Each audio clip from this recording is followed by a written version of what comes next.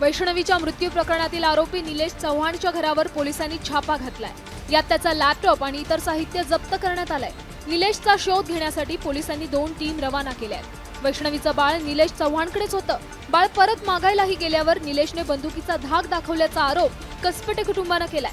कमरेला पिस्तूल लावून नाचल्याचा निलेशचा व्हिडिओ देखील व्हायरल झालाय। त्यानंतर आता निलेश चव्हाणसह शशांक, सुशीलच्या बंदुकीचे परवाने रद्द करण्याची पोलिसांनी शिफारस केली आहे।